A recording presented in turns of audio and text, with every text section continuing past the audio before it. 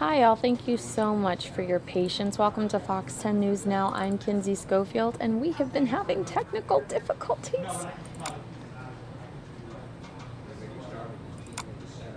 I'm about to tweet out that I'm here, so give me a minute, and hopefully I can get the rest of you in the chat room that I lost earlier. I'm John Hook with your Fox 10 Facebook update. A woman pulled from a canal Monday morning after being trapped inside the car. Phoenix Fire says a 24-year-old woman's car went into the canal near 35th Avenue in Durango in Phoenix. Police say the woman didn't see the canal and drove right into it. She was being evaluated for any injuries. Officers arrest a suspect in a drive-by shooting over the weekend along the 101 in Peoria. No one was hurt, but Chris Hoffman faces several charges, including a drive-by shooting and possession of a dangerous drug. Investigators say the incident is not related to that string of recent freeway shootings. The race for the Republican nomination in eastern Arizona's 1st Congressional District is heating up. State House Speaker David Goen and Pinal County Sheriff Babeu now say they're running for the GOP nod. Former Arizona Secretary of State Ken Bennett and rancher and businessman Gary Keeney previously announced that they were running. Gas prices continue to drop. Several stations around the valley now selling gas for less than $2 a gallon. Statewide, though, the average is still $2.29 a gallon. In Phoenix, the average is $2.23. Some parts of the valley picked up a little rain this morning. Skyfox flying near the Superstitions where rain fell. Let's take a look now at your Fox 10 forecast. Chance of showers stay with us through tomorrow, and we remain cool in the 80s, but the mid-90s are back in a few days. That's your Fox 10 Facebook News Update. I'm John Hook. Whew. We had some issues. You know, I'm very tech savvy, but I hate tech stuff. It's my least favorite thing. When there's an iPhone update, guess who the last person to download that iPhone update is? Why, it's me, because I'm inconvenienced by improvements in technology and upgrades. It's my least favorite thing, and unfortunately we had to deal with a little bit of that tonight, so I am so sorry for anyone that was inconvenienced or excited about our program starting at 6:30, because it didn't. But to make up for it, I'm going to bring you some local news, and then we'll jump into some of Donald Trump's greatest hits. I have got the numbers. I broke them down, the FNN numbers. And I've got some, Donald Trump's just killing it on our YouTube channel. So we'll talk about some of those analytics after we get through these local stories from Fox 10 Phoenix. First on Fox tonight, a Valley man arrested facing animal cruelty charges. Police say he left his dog in a hot car for 4 hours. The man says his windows were cracked open and he even gave the dog water, but when he got back to the car, the dog was dead, overcome by the heat. Nicole Garcia live in Cave Creek now with more on the story. Nicole? Yeah, guys, that pet owner made a deadly mistake when he left his black Labrador Retriever inside the car, which was parked here in this parking lot for several hours as that pet owner was inside Gallagher's Sports Bar here. Police say 68-year-old Peter Belford arrived here about 10 o'clock yesterday morning. He says he cracked his window open, but he left the dog inside the car while he went into the sports bar. He told police he came out a couple hours later to give the dog some water, but then went back into the bar after that. So at about 2 o'clock, which is about 4 hours after he first got here, he says he came out to his car to find the dog dead. Police say Belford then went to his Scottsdale home and called his wife to tell her what happened, and it was his wife who called police. Police say they interviewed Belford at his Scottsdale house. They say he didn't try to get the dog any help. He didn't take the dog to the veterinarian. Police say he told them that he poured water over the dog, but by then it was already too late because the dog was already dead. Belford was arrested and he's now facing a felony count of animal cruelty, and the dog's body is now with the Arizona Humane Society. They're part of this investigation. The high again yesterday was 95 degrees, but the Humane Society says even on a day like today, when the high is only 77 degrees, pets could still suffer when they're left inside the car. They've got that extra layer of fur, and some breeds overheat faster than others. So just like parents are warned not to leave their kids inside a hot car, the Humane Society warning pet owners not to leave their pets inside hot cars. In this case, it was a deadly decision. Reporting live, I'm Nicole Garcia, Fox 10 News. Thank you for that, Nicole. And as expected, that story really pisses me off. I love labs. I love black labs. I have a black lab named Baba. I've had a chocolate lab named Mac. And I currently also have a blonde lab named Goose who's crazy and counter surfs. Don't leave your cookie, burger, pizza, anything in paw distance. Horrible, horrible, horrible story. And one thing that was brought up throughout the newsroom was, well, remember that lady that left her baby in a salon for several hours? It's kind of similar. Absolutely not. It's absolutely not similar, because the baby is alive and this animal died and this animal is dead. It also makes me hostile that someone else didn't call the police and say, hi, there's a dog that seems to be suffering in a car in this neighborhood. Why wasn't somebody there to do that? I've seen people break windows to save animals out of cars, and I would rather do that. I'd rather break somebody's window and go to jail for breaking somebody's window than have a dog die because his owner is selfish. This is a horrible story. Horrible, horrible story. I've had some of you asking me about this on Twitter, this American Airlines pilot dying mid-flight. Ty Brennan's got the latest on that story, but how upsetting. The last thing you think about when you're flying, something happening to the pilot in the cockpit. But it happened. A flight that took off from Phoenix late last night had to make an unexpected landing after the pilot died mid-flight. Fox 10's Ty Brennan joins us now with the details. This is why you've got two pilots on board. Yeah, that flight left Phoenix at 11:55 last night. It was scheduled for the all-nighter to Boston, but somehow that pilot became incapacitated and died mid-flight.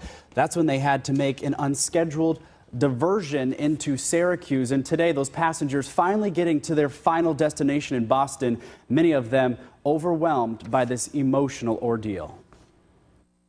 Syracuse, American 550s out of 15,000 for 5,000. A medical emergency. Captain is incapacitated. That's the voice of the co-pilot aboard American Airlines Flight 550, radioing to Syracuse Airport in New York, requesting an emergency landing. Sometime during that flight, the airline says the captain became incapacitated and sadly died mid-flight. The co-pilot taking control of the situation, diverting to the nearest airport, and organizing ground crews for help. Understood. As long as they have a way to get on the airplane quickly, we'll need them to get to the captain. Thank you. I'm tired, I'm exhausted, and then it was just really emotional. 12 hours after leaving Phoenix, passengers finally arrived in Boston. When we landed, they said that the pilot was really sick, and that was it. And then we saw ambulances pulling up. Put your life in this guy's hands, and next thing you know, he's gone. Many praising the crew's work. I really think you got to hand it to the co-pilot, I'll tell you, because I don't know what I would have done in that situation. Now, American Airlines not saying what happened to the pilot, but they did release a statement saying, quote, they are saddened by what happened and they are focusing on caring for the pilot's family and colleagues. Reporting live tonight, Ty Brennan, Fox 10 News. Thank you so much to Ty Brennan for that update. And we've got Dave Muncie with the forecast. Feast your eyes on this, guys. It is beginning to look a little more like winter in the high country. How about that? Stephen Root from Flag Film Productions shooting this video in Flagstaff. That happened today? Look at that. Yeah, snow on the San Francisco peaks. Troy, we're one step closer to skiing with that news. And they have that new lift up there. I know. Snowball. This is a view of the mountains from Arizona Snowball. So coming attractions right there. Your exclusive AccuWeather forecast with Dave Muncie on Fox 10 News. Yeah, just a little dusting on the top of the mountain today, but take a look at that nice cloud cover that we get for the valley today, with some rain early in the day and certainly some rain around the state. Right now, 83 degrees. That's nice, isn't it? We have a few clouds out there. Winds out of the west at 16. 52 degrees on the dew point, 34%. on the humidity. Temperatures right now around the valley, 79 at Deer Valley, 81 in Mesa, 84 at Fountain Hills, 82 in Chandler, 82 at Glendale and in Ahwatukee. You can see the moisture finding its way into Arizona. Certainly a little bit of moisture over in the east as well. But this stuff over here that we've been looking at, you can kind of see the low pressure system. We have got the cold front that is moving through with it at this time. So that's one of the big moisture drains. You can see up here near Flagstaff, that stuff still working its way north. Down here in the valley, you can see a little bit of active weather here and there. We still have a chance for rain, but a lot of that stuff has moved out of the south and up into the north. You can see right in here a couple of little dribbles of rain trying to get up here, but not much going on that. Everything is starting to be north of the valley, even though we do continue to have a good chance of rain around here. 89 degrees for the high today, 84 in Scottsdale, 84 in Mesa, 86 at Chandler, 84 in Glendale, 104 is the record, 93 is your normal high temperature. Other numbers that we have from around the state today: in Flagstaff 55, 62 at Gila Bend, 74 in Globe today. Take a look at your day: 89 on the high, 74 on the low, 93 and 69 normal high and low, record high 104, record low at 46. Now across the country, flooding. This is the big story. That's Joaquin out here. There's another low pressure system right in here picking up that moisture from Joaquin and bringing it in. This guy's kind of stalled out right here, and that's why we're getting this rain. Look at that. Mount Pleasant in South Carolina, 25 inches, 23 inches in Georgetown. Charleston got 18 inches, 10 inches in Columbia. And then take a look at it. We get down close to it here. There's a lot of moisture wrapped around this thing. It is continuing to just pump that stuff in to that border or shore area right along there, and they are really starting to see a little bit of flooding. There's also some very, very, very heavy wave action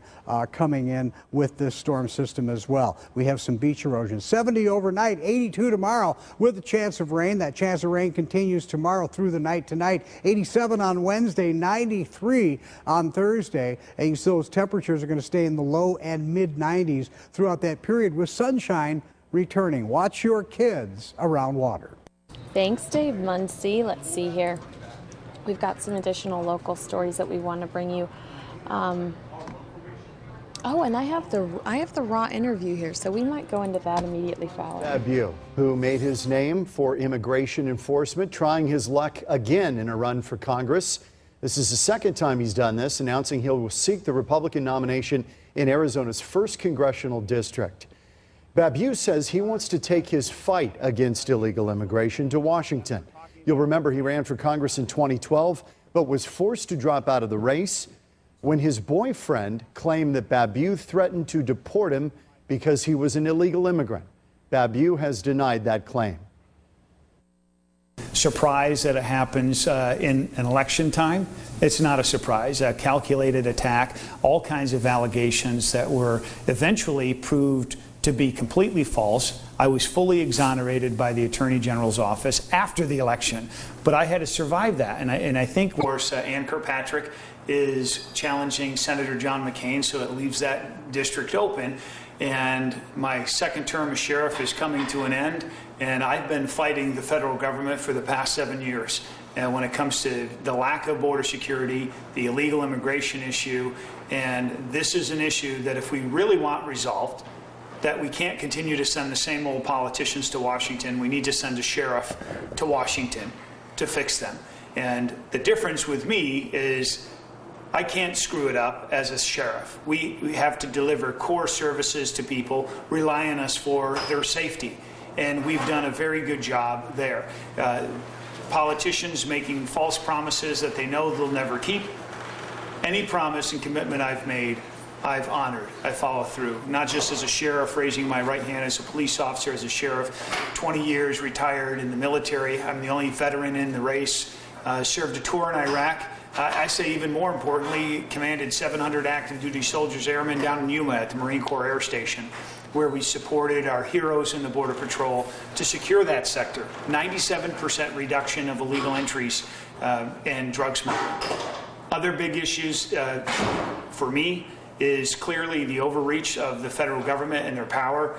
And when you're talking the executive branch at a time when most of us are hurting, our economy is struggling, 94 million Americans who are of working age don't have jobs. That's the highest it's ever been in our history. And at that time, instead of the government trying to find ways to create jobs and stimulate our economy, they're trying to kill coal plants here in Arizona. And if they do that, not only to kill all of those jobs, the coal in the plants are used to generate electricity, power that all of us use. So our rates would skyrocket at a time where we could least afford it. So we shouldn't be finding ways to kill jobs, to kill our economy. We should be finding ways for the government to get the heck out of the way and for deregulation. When it comes to forest health, this is where countless wildfires, even in my county, we've evacuated towns like Kearney and Superior. You see this all across Arizona. And the reason is we're not allowed to safely thin our forests. And if we could do that, we safeguard against the tinderbox that exists currently, where all these fires that create a real public risk to our safety, right, in our property. And at the same time, if we took the thinning of these forests, it would be a boom for the lumber industry at a time where we could use jobs and help out in the entire Southwest for parts, materials, and wood that we would need. Mining is a big issue for us. This is one of the 5 C's, and I'm a big proponent and supporter of mining, to do it with the environmental safety and concerns. It's huge in my county. We have the Resolution Copper and countless other mines, and this is where that congressman needs to be an advocate. And what's a big concern for a lot of people is the fact that this is a seat currently held by the Democrats. And this is a seat that, as a Republican, I'm going to flip this seat in the majority. And so there, when we're talking about probably the biggest distinction, is the fact that I'm a conservative fiscal Republican that will vote for a balanced budget amendment. I think it's a legitimate attack at this point. I mean, is it something that you think is fair to be dredged up? I've been judged by the people of my county. In 2012, you remember, I certainly remember, because I had to survive it. It was a very difficult time for me personally and politically. Surprise that it happens in an election time. It's not a surprise. A calculated attack, all kinds of allegations that were eventually proved to be completely false. I was fully exonerated by the Attorney General's office after the election.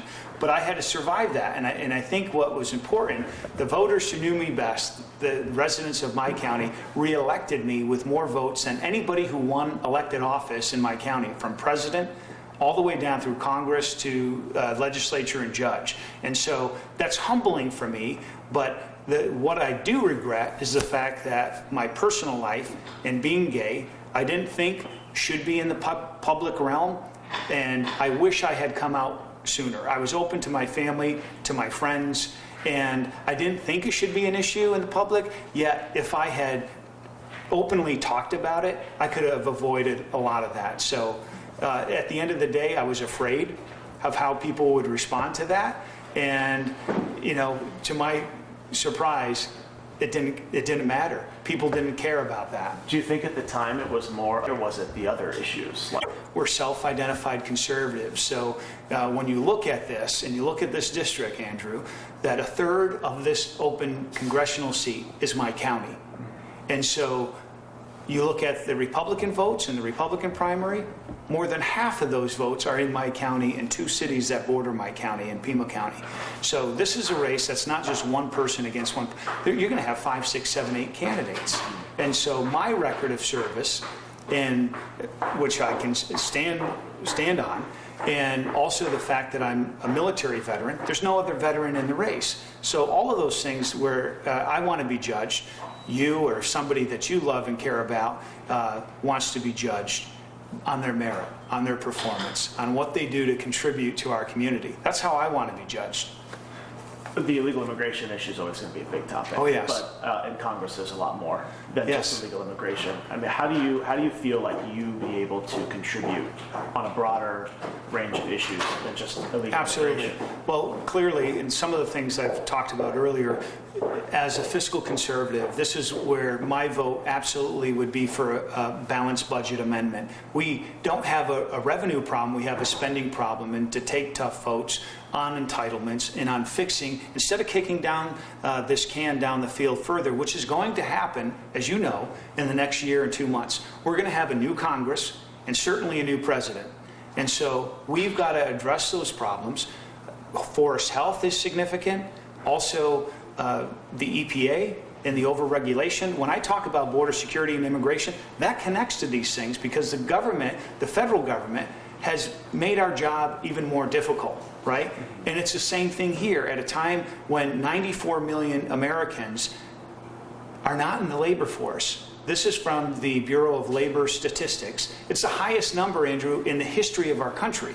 So when we have a 62% labor participation, right, which is the second quarter in a row, which is the lowest since it's been since the 1970s, at a time where we can least afford it, the federal government, through the APA, is trying to shut down the coal mines and the plants up north in Navajo, Apache County. And it just doesn't affect them. It would be devastating for jobs and we'd lose all that, but you and I pay for electricity, right? Everybody's, as ratepayers, are going to be affected by this at the time we can least afford to pay this. My wages, everybody's wages haven't dramatically gone up, yet all of our costs for health care to utilities, everything has risen, even food, dramatically. And so the federal government shouldn't be finding ways to kill jobs, to kill our economy. We should get government the hell out of the way and find ways to grow our economy and to grow jobs. And so that's important. The wildfires that have gone on across Arizona, we've dealt with it. We've evacuated people in Superior and in Kearney. It's far worse in other parts, in the northern part of Arizona, in this district. I've sent deputies up there to help them. We should have a reasonable way to safely thin the forest, right? Not only as safeguards for this public safety issue of these wildfires, which not only affect lives but affect property, but do it in a way that we create jobs. And there's a lot of discussion that I'm going to have about that, of how we can hold these regulatory agencies accountable and respond to the needs of the district and of our state. Kind of take me through the process you went through in deciding to do this again after all that happened, Yes. all that drama, all the emotional toll it took on Yes. you. I mean, you dropped out of the race. It obviously was a big deal. Right. Take me through that process of deciding to do this again and putting yourself out there. Well, running for re-election was my plan up until Kirkpatrick announced she was running against Senator McCain, and that's the reality. And so, no doubt in my mind, because I've worked hard to be a good sheriff, that I believe that I would have been reelected as well. So when this opportunity came up to how I can best serve my country, my community, it is something that's obvious to me. I feel very angry about the federal government and how they have failed us time and time again, and it made it far more difficult, not just for us in law enforcement, but for our economy. And the future, even though a lot of people see it as very bleak, it's going to be far worse if we don't have men and women who go to Washington that are willing to tackle those issues. Anything, people can say whatever they want about me, but one thing they know is when I make a promise and I give my word, I keep to it. And this is something that is lacking with people who are elected to public office. And that's why people are so upset. And I feel, quite frankly, compelled to run because the risks are so great. Retired Army officer, served one tour in Iraq. More importantly, I commanded soldiers on our own border. We've got countries like China, 1.2 billion people, that have built now 7, 8 different islands, right, to expand their military presence and platform. And our country is 320 million people. What does our future look like 40, 50, 80 years from now when you and I will not be here, right? And the very things that are the underpinning the success of our country, our free market principles, capitalism, is all under great debate today. I'm on the side of free market, right, and defending liberties, both personal liberties and freedoms, and also in our economy. That's my philosophy, and those will be my guiding principles if I'm elected as a member of Congress. Thanks. Anything else you want to add? All right, and just so you know, after Andrew asks if is there anything else you want to add, Paul says no. Here's the sweet smile that ends the interview, and I do want to get through all of my local packages before we jump into Trump, so I have a few more for you here. Oh, this is a good one. Gas prices dropping always makes my heart smile. They've been going down. You can find gas for less than $2 a gallon at some stations right here in the Valley. Courtney Griffin has more on what people are saying about it. The first time gas prices have dropped below $2 since early 2009, and people around the Valley are loving it. Wow, I can't believe the low prices on fuel. That's crazy. Fuel costing $1.97 or 98 in some areas. It's just like $3 not too long ago. Now it's at $1.97. That's great. The reason, oil prices dropping, plus low demand and a high volume of supply. That's pretty awesome. Leaving more green in the wallet. How much does it cost you to fill up? Today, $24.73. Last week, $26.18, $26.88, $27.20. So it's been dropping down. Just in time to save some extra money for holiday shopping. In Phoenix, Courtney Griffin, Fox 10 News. Gas prices are expected to drop even more. During that shooting last week before police say the gunman took his own life. President Obama plans to visit the campus on Friday. What if these mass shootings were contagious, like a disease?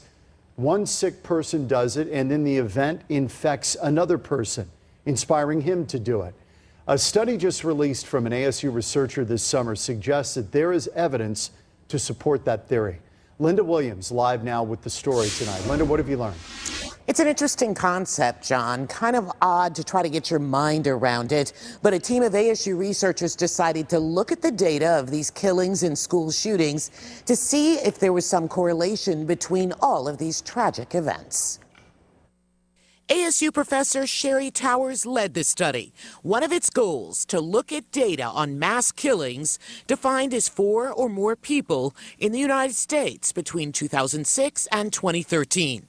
The findings released this summer were that these mass killings can create a period of contagion, meaning the idea of killing can spread like a disease. But in recent years, it's become realized that social processes like the spread of ideas can also be contagious, where you can infect someone with the idea to do something. The study team found that the shooting incidents were bunched together in time in an unusual way. Some conclusions: that a school shooting is contagious for an average of 13 days and can incite new incidents. What also played a major role, says Professor Towers, media attention.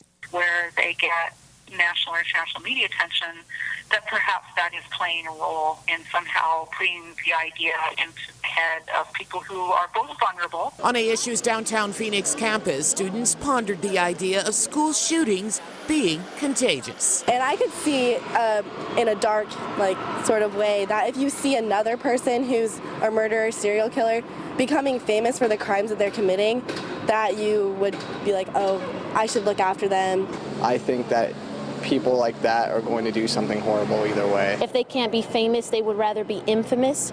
And I can see, if they see someone else getting notoriety off of doing something like this, they can get the idea that, oh, maybe I should do something like this too. There's an effort in this latest tragedy to pay as little media attention as possible to the shooter at the college, the goal being to take away the kind of attention that any vulnerable person might look at and perhaps want to have for himself. People on social media also being encouraged to watch who and what they tweet and who is trending, because that too can turn a spotlight on seemingly someone who doesn't deserve it, and it could glorify someone. Reporting live, I'm Linda Williams, Fox 10 News. Thank you for that, Linda. Hello. And we've talked about that a lot, especially during the James Holmes trial, when people just did not want to see his face. They really didn't want you to mention his name, but a lot of people were using the hashtag Colorado Theater Shooting during that incident, so it's understandable. I think that this particular killing is so horrific. I haven't said the guy's name once, and I don't click on any pictures I see of him throughout. When I'm scrolling around different news outlets, I You know, as interested as I am in the victims and in the incident, I don't care about the killer. I just don't. I mean, I'm not going to give him a second of my time. Has been live to tell us what happened and where it happened. And Andrew, what do you have? Troy, it's not clear what set this person off, but according to the Maricopa County Sheriff's Office, the suspect admitted to using alcohol and meth before threatening his coworker and attacking cows at the dairy farm where he worked. 28-year-old Mario Alberto Garcia Leon's coworkers told sheriff's deputies they feared for their lives when the suspect showed up to the Citrus Valley dairy farm armed with a knife, threatening coworkers and attacking cows. According to court documents, Garcia Leon had an 8-inch knife. He's accused of stabbing at least 4 cows to death. 5 others were injured so badly they could no longer produce milk. When confronted by the coworkers, the suspect, who still had that large knife, allegedly started swinging his arm from side to side. The coworkers were so afraid they called sheriff's deputies. At first, Garcia Leon refused to comply with the Maricopa County Sheriff's deputies who responded. He barricaded himself inside a break room on the dairy farm near Gila Bend. The sheriff's SWAT team eventually convinced him to come out of the bathroom and surrender. He's looking at a number of charges, including criminal damage, aggravated assault, and animal cruelty. MCSO was first called around 11 o'clock last night. They estimate the loss to the dairy farm at about $22,000. I'm Andrew Hasbin, Fox 10 News. Andrew, thank you. Woman. What a weird story. And how come Andrew always gets the weird animal stories? I'm not having that one. Do I have any more local stories for you? I believe I have one. The arrest of 2 Valley High School teachers, a married couple who worked at Sunrise Mountain High School in Peoria. Brian Woosley, he's accused of having a sexual relationship with a 15-year-old student. His wife, accused of covering up that crime. And some court paperwork was released today, claims the relationship lasted for several years, and that a large number of the sexual encounters even happened on campus. Steve Kraft now live with the latest on this story. Steve. Brian and Jennifer Woolsey, popular teachers at Sunrise Mountain High School in Peoria, part of the Peoria Unified High School District, both arrested last Friday after the accuser, who is now an adult, got in touch with police. All right, can you tell me your name, please? Brian Woolsey. Brian Woolsey booked into 4th Avenue Jail. He's a 45-year-old math teacher, soccer and softball coach at Sunrise Mountain High School in Peoria. According to the probable cause statement, Woolsey had sex 75 to 100 times with a female student starting in 2010 when she was 15, until she broke off the relationship 3 years later. Prosecutors believe Woolsey and the girl exchanged nude photographs of each other from their cell phones, and he recorded video of one of their sexual encounters. According to the probable cause statement, Brian's wife Jennifer Woolsey saw that video, but she did not contact police. She teaches language arts at Sunrise Mountain, and she was also booked into the 4th Avenue Jail. Do you have information on who my kids are with? I do not. Do you have any family members here in town? My mom's here. In Surprise, where the Woolseys live, neighbors stunned by news of the arrests. He seemed like a nice guy. He said, "Hey, how you doing?" And I said, "Hey, how are you?" And that was kind of all that it was. That's just crazy. That's sad and just kind of disturbing to hear, you know, my neighbor. The Peoria Unified School District says it did not know about these alleged sex crimes, has placed Brian and Jennifer Woolsey on administrative leave, and is conducting an investigation. Reporting live, Steve Kraft, Fox 10 News. What a horrible story to have to bring you, and thank you to Steve Kraft for the report. Let's see here now. I did promise you some of Donald Trump's greatest hits, and I will tell you how I determined that. I've got a breakdown of Donald Trump and his appearances here on Fox News now. The highest appearance is Donald Trump in Arizona with 241,389 views. Right under that is Trump's rally in Alabama with 141,615. Donald Trump's Iowa rally, 111,793. behind that, Donald Trump in Dallas. That was a great rally. I remember bringing you that. Let's see here. Donald Trump on the Iran deal did great with nearly 50,000 hits. And I don't know if you're aware of this, but he actually posted that on his Facebook page, on his Twitter page. So a lot of those hits are thanks to Mr. Trump himself. But let's jump in to some of these speeches. And we'll do them in order of the actual speeches. This one was first. This happened on July 11th, 2015. Oh, and I think I'm going to need to make a glorious lower third for this. But yeah, these are some of Donald Trump's greatest hits based on the view count, based on how many people pursued the video and watched the video. I also think it gives us kind of a perspective on how many times he repeats the same stories. For instance, my favorite book is The Art of the Deal. Oh, no, wait. No, it's the Bible. My hair is real. He's got a couple of one-liners that he repeats a lot, which I enjoy. That's also good when you're dealing with a politician, because then you know what's true and what's not. You know if they're flip-flopping. But he tends to talk more about himself than he does policies. But I have a feeling that's going to change, because I think that has to change.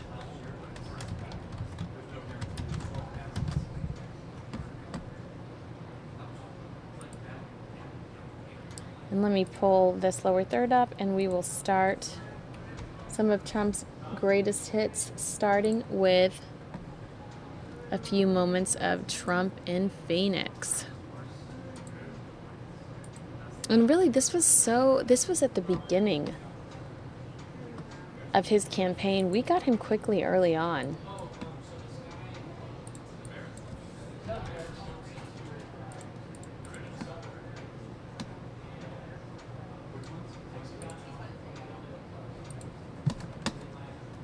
Here we go.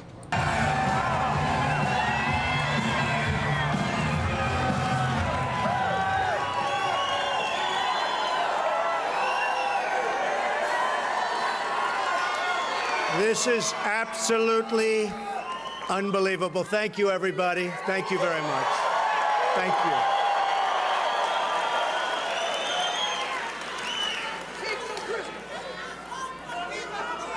So this began as 500 people in a ballroom in Phoenix. And the hotel called us up, and they said, please don't do it here. We're going to be swamped. It's going to destroy the building.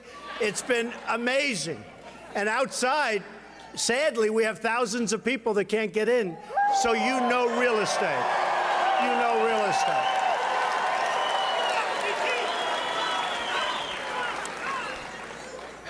I want to thank everybody. You know, last night, and a lot of you saw it on television, it was actually carried live, we had an amazing event, and a very sad event, and yet very beautiful.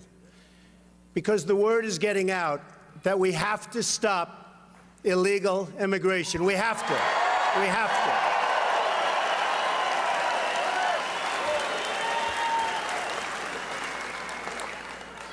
We have a situation that's absolutely out of control. We have incompetent politicians, not only the president.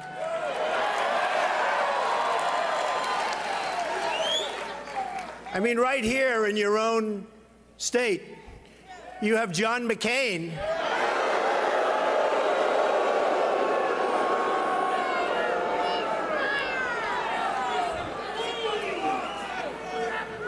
I just hate to see when people don't have common sense, don't have an understanding of what's going on, or perhaps don't want to know. Maybe it's campaign contributions, maybe it's special interests, maybe it's lobbyists.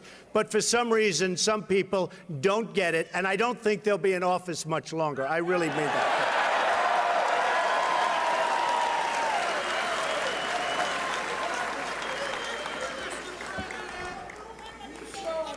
We are going to make this country so great again. We are going to work.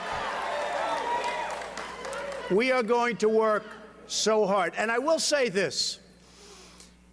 When we had our event last night, I saw hardened veteran reporters who were crying.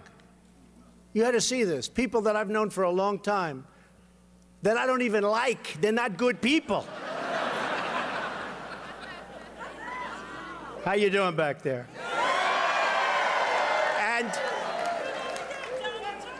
And one in particular, tears are streaming down his face, and I'm saying, I don't believe what I'm saying. I didn't think he had a tear in him.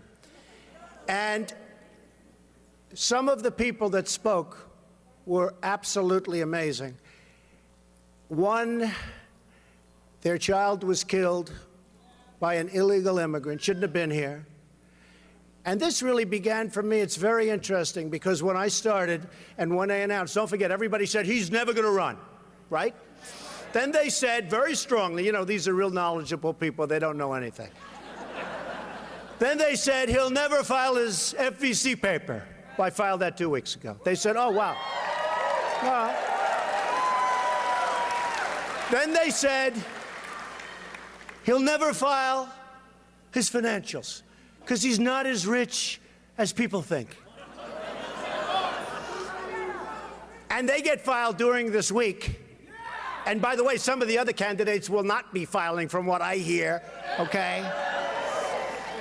And when they file, the number is actually much higher than anybody ever knew. And I'm not saying that to brag.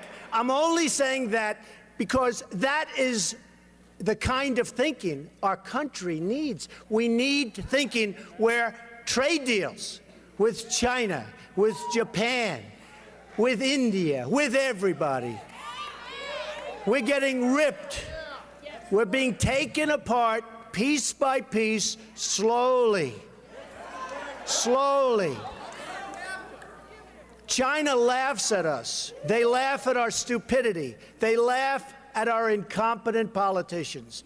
They have geniuses negotiating for them. We have people that don't have a clue. They don't have a clue. Mexico, and by the way, officially, and I've only said this about 200 times, but it never gets reported. I love the Mexican people. I love the spirit of the Mexican people. I love them. Many, many people from Mexico, legal. They went in the old-fashioned way. They're legal. Many, many people from Mexico work for me. And over the years, thousands of people, Hispanics, have worked for me. And many, many work for me now. But thousands. They're incredible people. By the way, nobody ever says that. Nobody ever says that. They always cut that out. And I'll go a step further. I respect Mexico greatly as a country. But the problem we have is that their leaders are much smarter, sharper, and more cunning than our leaders, and they're killing us at the border, and they're killing us in trade. They're killing us.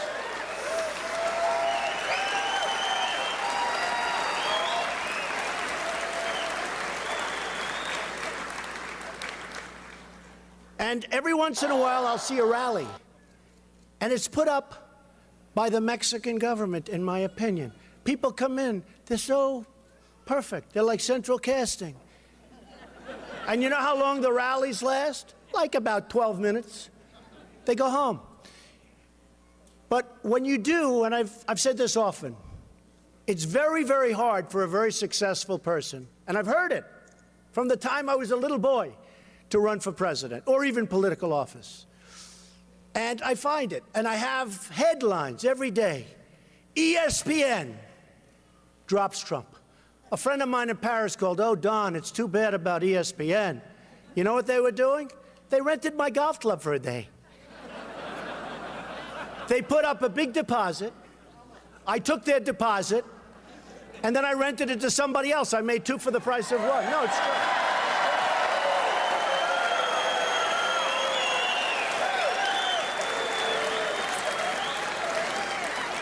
Then the next day, all over the world, NASCAR drops Trump.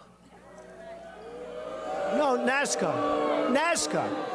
And then friends of mine call up from Europe, headlines, NASCAR. Don, it's too bad about NASCAR. I feel so. You know what that one was? They rented a banquet hall at Trump National Doral in Miami for one evening. I took their deposit.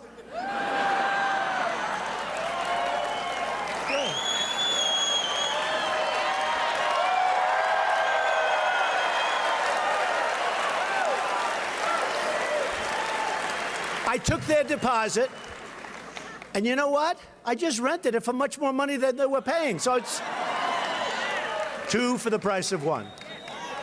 You know, I may make money running for president. It's very interesting. Then all over the place, I hear Macy's. Now, Macy's hurts because the head of Macy's, I thought was a great friend of mine, Terry Lundgren. Nice guy. He called me up, and I'm in New Hampshire. And I'm getting ready to go on to make a speech. Sort of interesting. It's like 6:30 in the evening. And I get a call from Terry Lundgren at Macy's. And the speech is packed.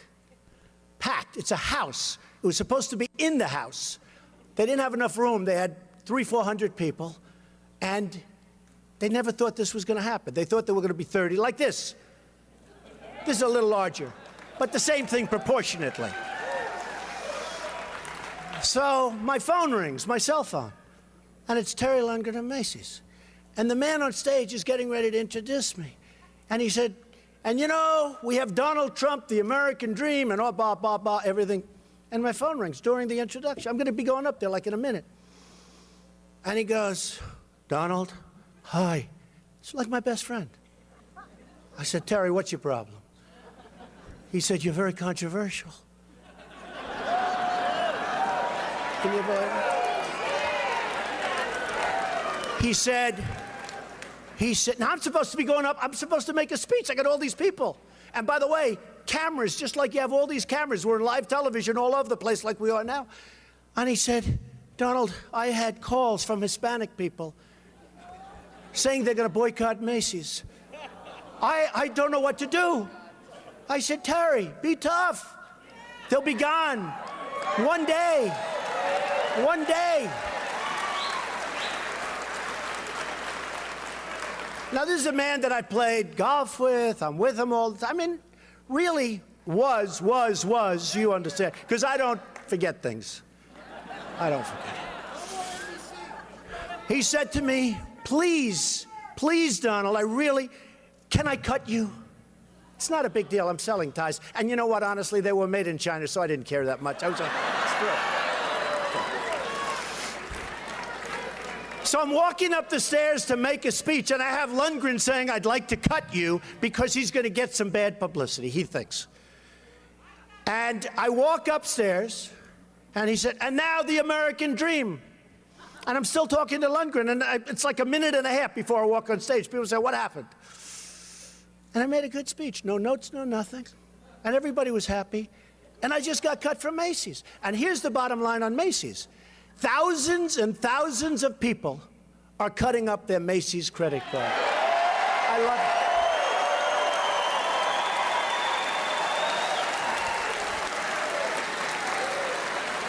it. Thousands. Then I get a call from NBC. Now, let me tell you about NBC. No, I got to tell you. Hey, look, I love the people at NBC. We had a tremendous success with The Apprentice. And they renewed The Apprentice. See, I give up a lot. You're going to see how much money I made with The Apprentice come Wednesday or Thursday when I do my file. Seriously, it's very lucrative. You know, it's great when you have a big television show. It's like, you know, you're a movie star, you get a lot of money, right? Not that much, but a lot. But you're going to see very impressive numbers. So NBC calls me, we'd like to see you. Now, they don't care about inclusion. They were talking about inclusion. You know, they write the press release. So I read this. I say, this is incredible. But they call me, and a couple of months ago, the head of NBC comes to see me, and the head of NBC's boss. I don't want to mention names because they're really good people. They're friends of mine, although I probably will never speak to them again either. And you know what the head of NBC's boss? That's Comcast, because they own NBC. So I get a call, the head of reality for NBC, the head president of NBC, and the head of everything, head of Comcast. And they come see me a number of months ago, please do The Apprentice. Please. They won't deny it. They won't deny it. I said, I can't. I want to make America great again. I've done The Apprentice now for 12 years. And it's a great show. For 12 years, there have been 14 or 15 copies of The Apprentice. Every one have failed. Every single one. I mean, I could give you the names, but I don't want to embarrass people. Give you a couple of names. No, nice people. Mark Cuban did one called The Benefactor. It was a disaster. Richard Branson did one. Great guy, but it didn't work out. Tommy Hilfiger, who I love, tenant in my building. Great guy, didn't work out. Hilton's did one. Martha Stewart did one for us. Did one for Mark Burnett and Donald Trump. Martha Stewart. She just got out of the can. No, it's true. She's hot as a pistol, right? You know, they show her coming out. You know, she's got the whole thing with the whole outfit that she's wearing. The whole thing. I said, what a great idea. So we actually did The Apprentice done by us. It wasn't even a copy. It was called The Apprentice. Within a couple of shows, it was over. It was over. So I must have something, right? I must have. So here's the story. NBC sees this. I mean, they're smart people. So NBC comes to my office, and they want me to do The Apprentice so badly. And what do? I say, I can't. I'm going to run for president. And I can't.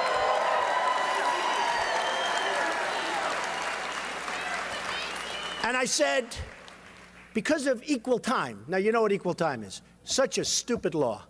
Think of it. Obama can go on television all day long and be president and run for office.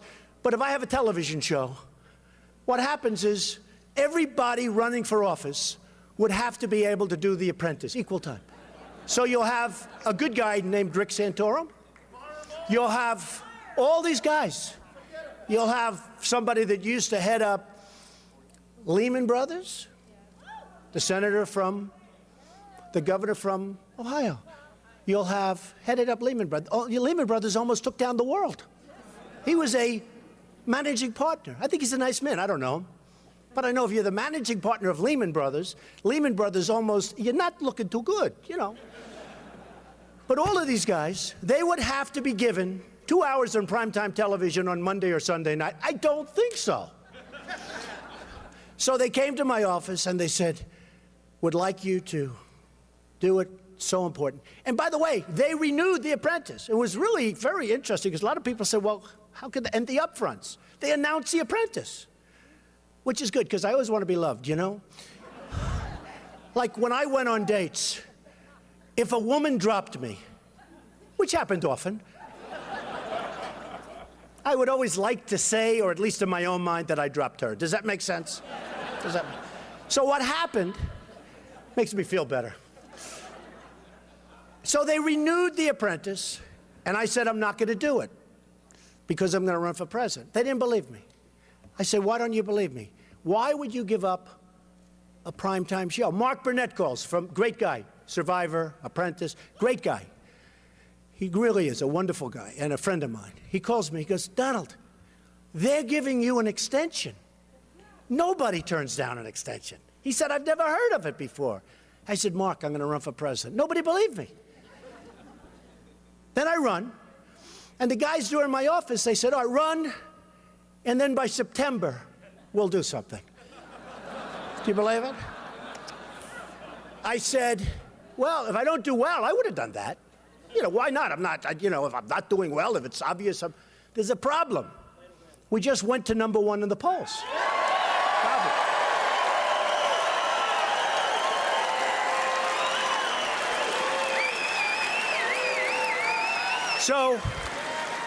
So NBC went nuts. They renewed the show, and they don't have their star.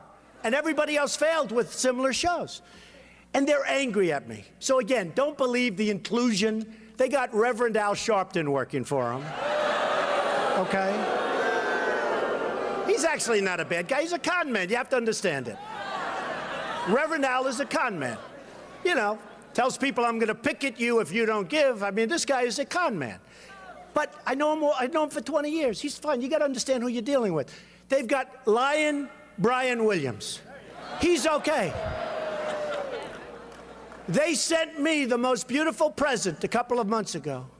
Hundreds of, I shouldn't say the name because I deal with all of them, but in this case, Titleist.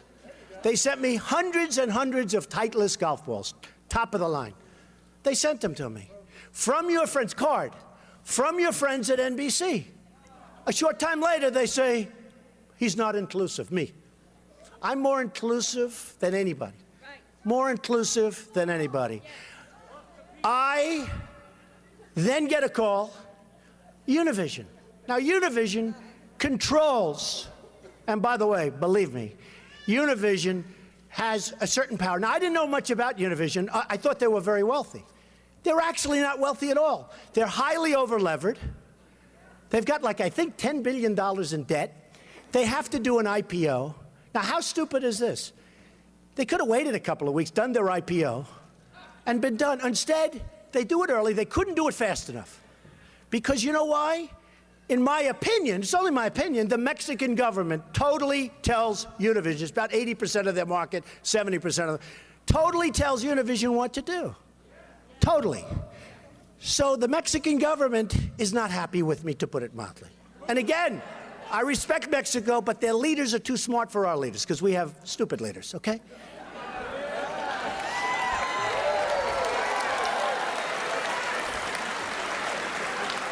And I'll tell you, just between you and I, just between this little bit of a group, thank you very much.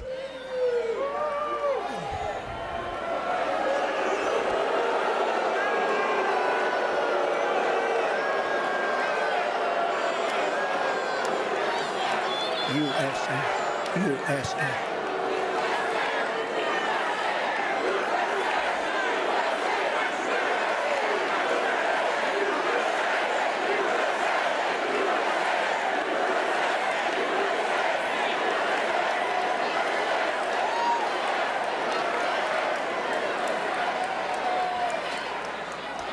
So the Mexican government does not care about the border nearly as much as they care about the bad trade deals that the United States is making with Mexico.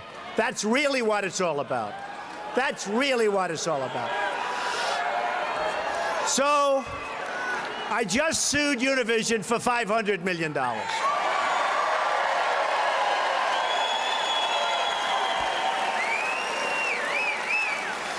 With all of that being said, we have to be strong. We have to take our country back. We have to run the country properly.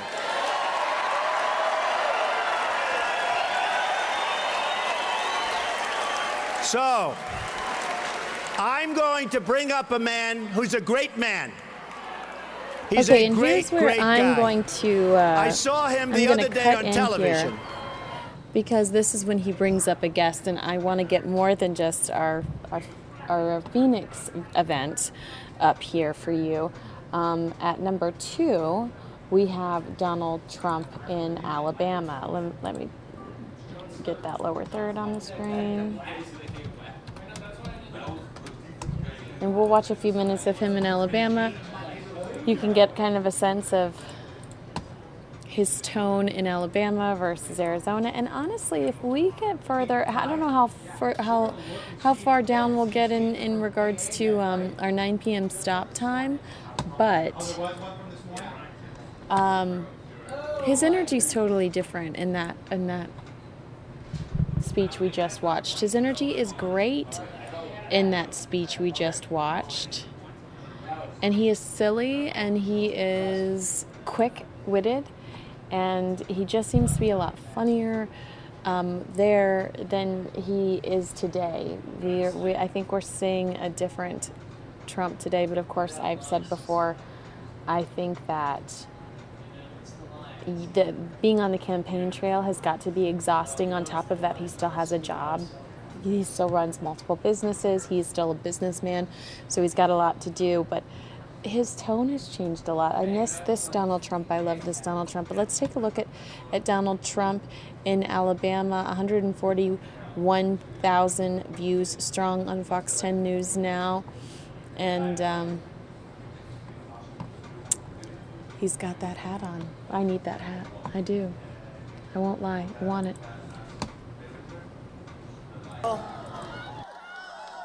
You know, now I know how the great Billy Graham felt, because it's the same feeling. We love Billy Graham. We love Billy Graham. You know, this all started. We had a hotel, and we were going to have about 250 or 300 people. And the hotel was great. They called. They said, something's happening here. We can't hold this. This is crazy what's going on. And then we went to the convention center, and they can have 10,000 people. And we're all set, and we're excited. And the next day they said, too many people. We can't put them in. So we came here. We came here.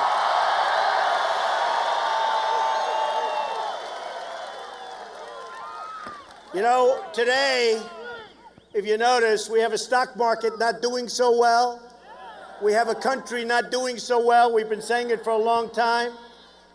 We have politicians, other than the few politicians that are with us tonight, right? We'll exclude them. But we have politicians that don't have a clue. They're all talk, they're no action. What's happening to this country is disgraceful.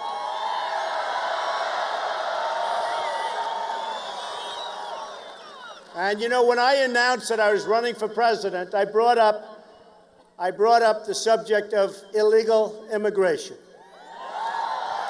And I took a lot of heat, that I can tell you. Rush Limbaugh actually said incoming. He got more incoming than anybody I've ever seen. And 2 weeks later, everybody was apologizing to me. They saw that I was right. Between what happened in San Francisco to incredible Kate, and her family is such an incredible family, and Jamil, and so many people have been so badly hurt. The other day in California last week, a woman, 66 years old, a veteran, was killed, raped, sodomized, tortured, and killed by an illegal immigrant. We have to do it. We have to do something. We have to do something.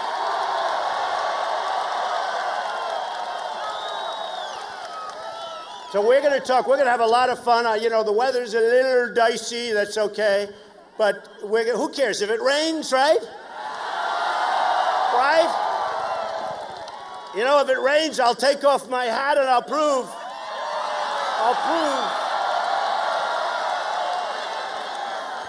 once and for all that it's mine, okay? So we're going to talk about a lot of different subjects, and you know, it's nice Friday night. What the heck, right? What's better? What's better?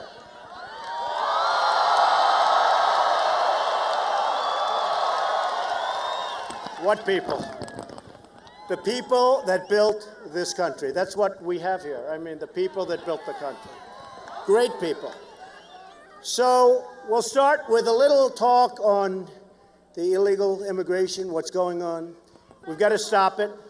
We're going to build a wall, and it's going to be, you know, it's amazing. The politicians 10 years ago, 15 years ago, they all wanted a wall. But it never went. It never happened. Because somebody didn't want it. Probably a lobbyist. You know, all these guys like Bush and like Hillary Clinton, they're all taken care of. I don't know if you know. Yeah. True. No, but when Hillary has $60 million, and when Jeb Bush, who's totally in favor of Common Core, weak on immigration, right? Very weak on immigration, wants to let people come in. Although now he is using Anchor Baby. You know, he put out a memo, you cannot use Anchor Baby. Now because I used it, he's using it. Politicians, but when they have, in his case, $114 million, in Hillary's case, she's got 60. Now, I don't know that she's going to make it to the gate. What do you think? I don't know. I'm not sure that she's making it to the gate. Some bad things came out today, you know, those classified. You know the word classified. You know, they've destroyed General Petraeus over less, and nothing seems to be happening here. So it'll be very interesting to see what happens ultimately. But we have right now, and I just got these numbers today. I said, what are they? 7.5% of all of the births in this country are illegal immigrants, okay? We can't afford it. And they're supposed to stay. Now, I turned out to be right, the 14th Amendment. You know, I had these guys on television, oh, you can't change the 14th Amendment. It'll take so long. On that, I agree. But you know what? An act of Congress. The 14th Amendment, I was right on it. You can do something with it, and you can do something fast. You can do something fast.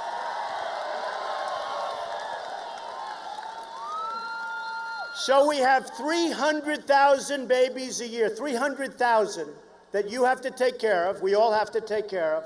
And you know, in the case of other countries, including Mexico, they don't do that.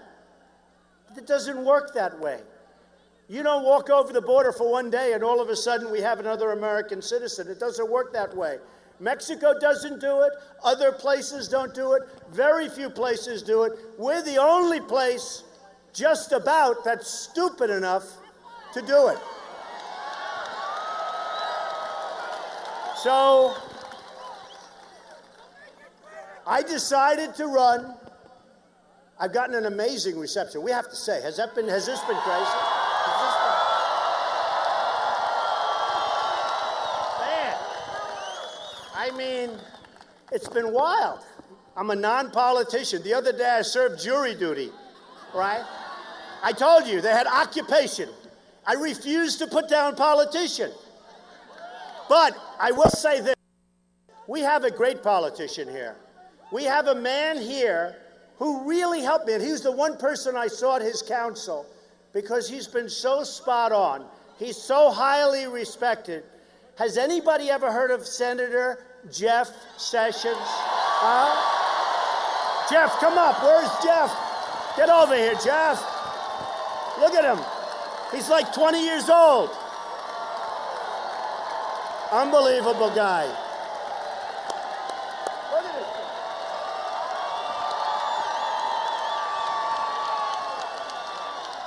Come here. Just say hello. Come here, Jeff. Just say hello. Donald, welcome to my hometown, Mobile, Alabama.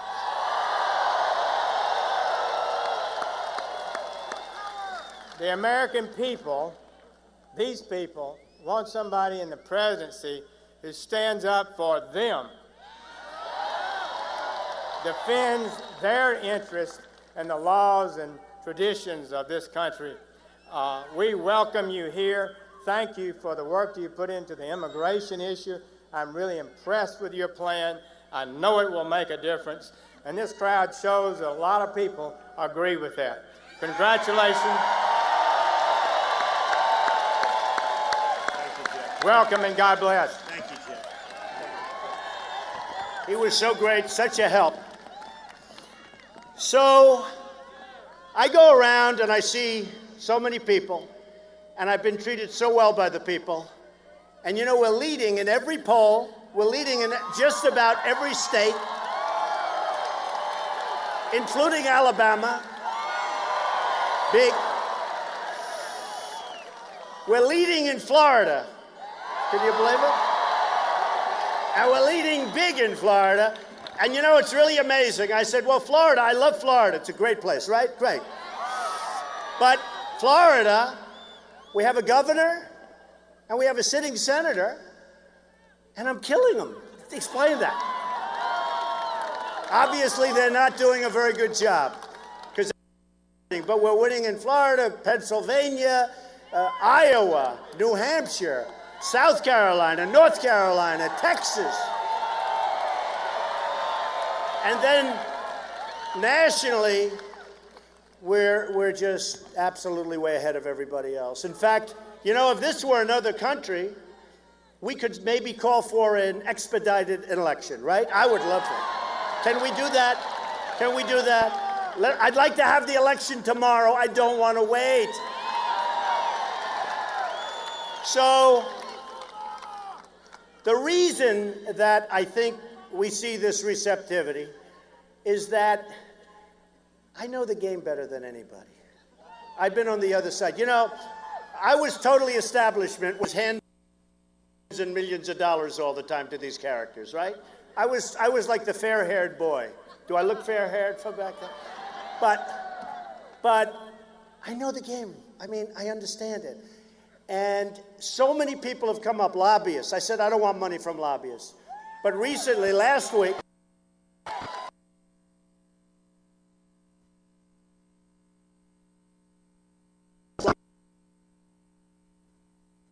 I don't want your money. Because, I don't know, maybe I'll rethink it. Should I rethink it? Take it. Take it. You know what I should do? How about this? How about if I take his money, but in the end I screw him and don't? Is that okay? Can I do that?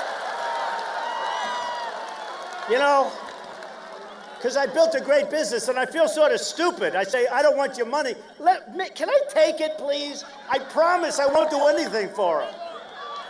I told him, I said, you know, I don't want your money because in 2 years when you come to see me about something, I'm not doing it unless it's good and unless it's going to make America great again, right? Right? But I'm going to have to rethink it. I think I'm going to rethink that because I think I should take a lot of money. Are we allowed to give it to charity or something? I don't know. Give it to charity. Just take it. Just take it. So what happens is these guys come up, and I'm lucky. You know, everybody said he's never going to run. Okay? You know that, right? And my wife actually said, you know and she knows me pretty well. And she also sees the reaction. And for a long time, whether it's Trump, the art of the deal, which Obama and Kerry obviously did not read when they did this crazy deal with Iran. Oh, look, the art of the deal. Come here, give me that book. I love that book.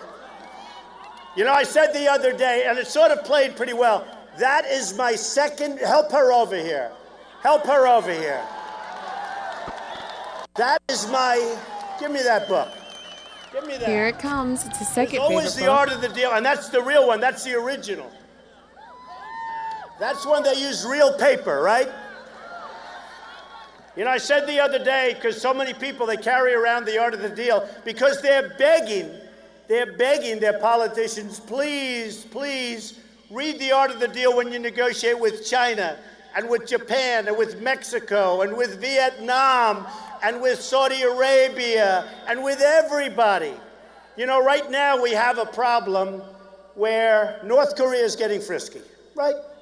Now, recently I ordered 4,000 television sets. I'd like to order them from here. Like the hats are made in America. Can you believe I was able to find the guy? I had to do that because, you know, these hats are hot as a pistol. You know that. And they're made in America, and I'm going to give you your book. Believe me, I haven't forgotten about you. But they're made in America. But the other day, and now I see today it's sort of pretty hot on the news, that our very dear friend from North Korea is acting a little bit rambunctious again. So I ordered 4,000 television sets from South Korea.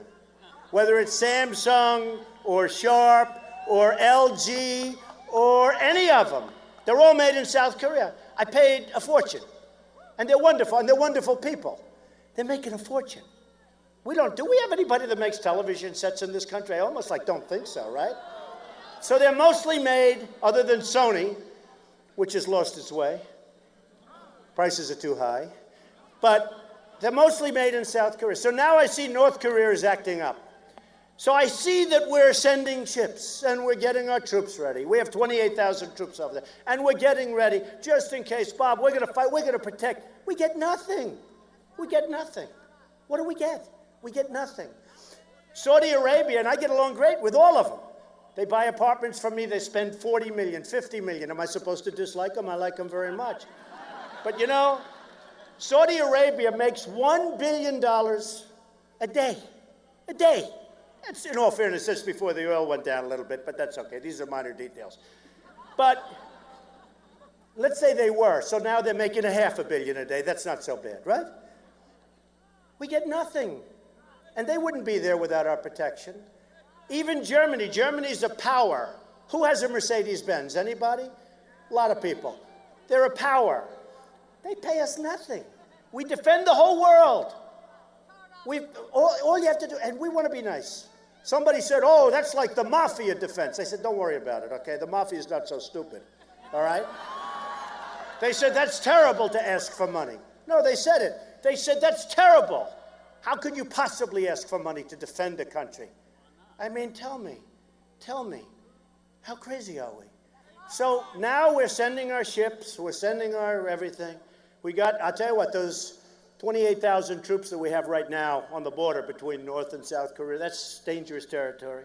They're in harm's way. They're in harm's way. And we get nothing. We get nothing. Other than they're a good competitor. I mean, they compete with us. They take our trade. We lose a fortune with them. We lose a fortune with China. We defend Japan. You know, we have an agreement with Japan where if somebody attacks Japan, we have to come to their rescue. But if we get attacked, Japan doesn't have to help us. Do you think that's a good deal? That's sort of like Sergeant Bergdahl. Has anybody heard of Sergeant Bergdahl? The traitor.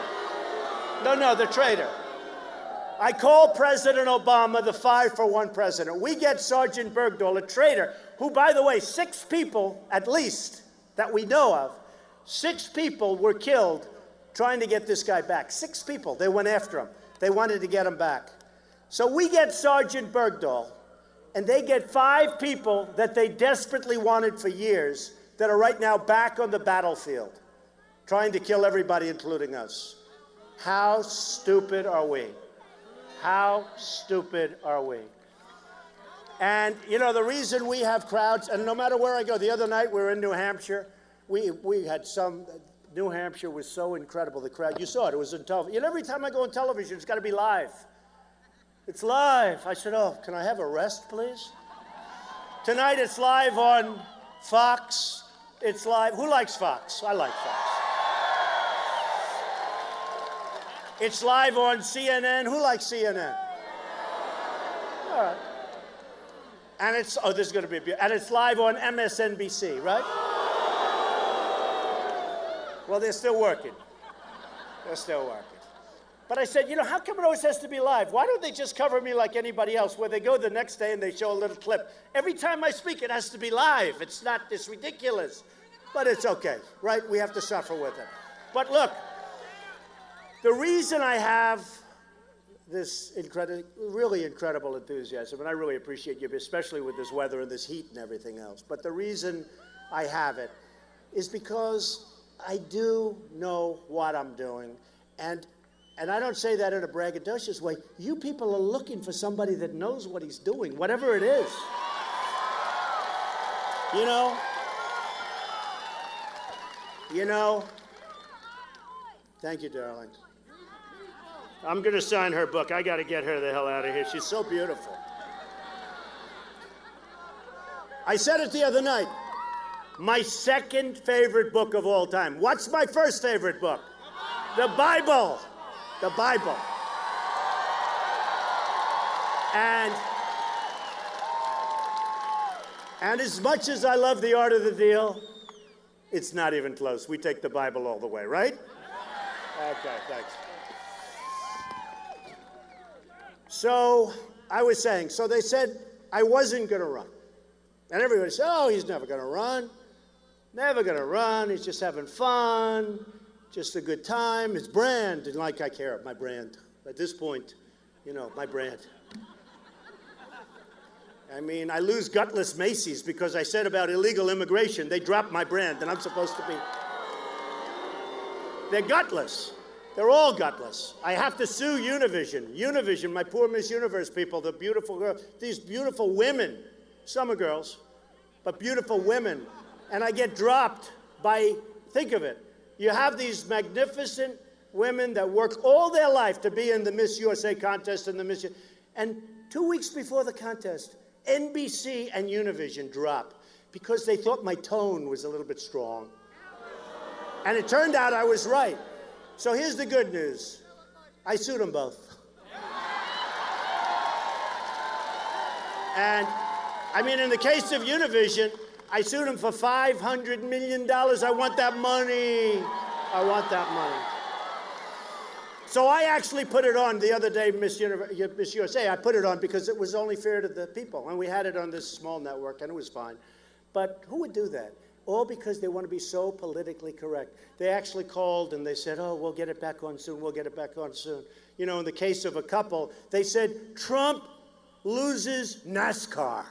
It was all over the world. A friend of mine called, because I opened with a strong statement, meaning illegal immigration. We got to solve the problem. So all over, one day it was NASCAR.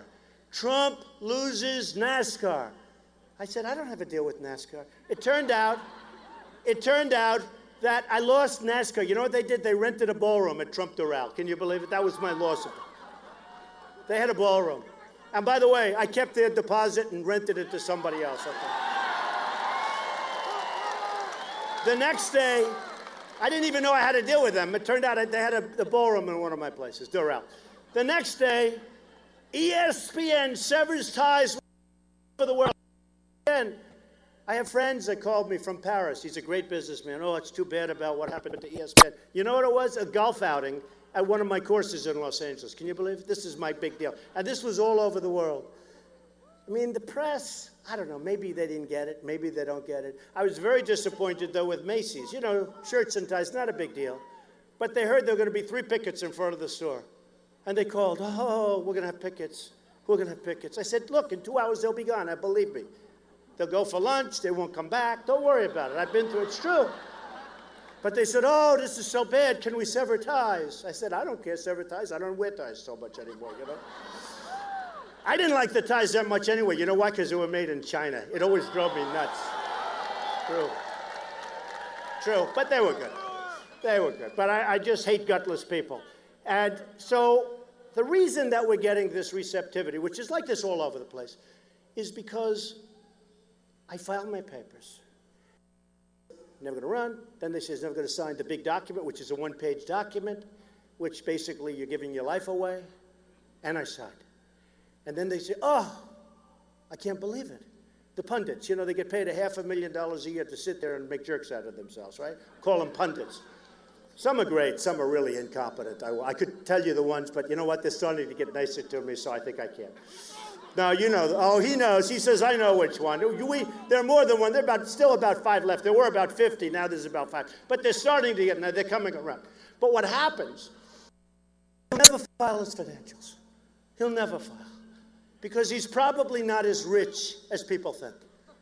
I said, actually, one of the reasons I want to run, because I want to file my financials. They're so good. It's true.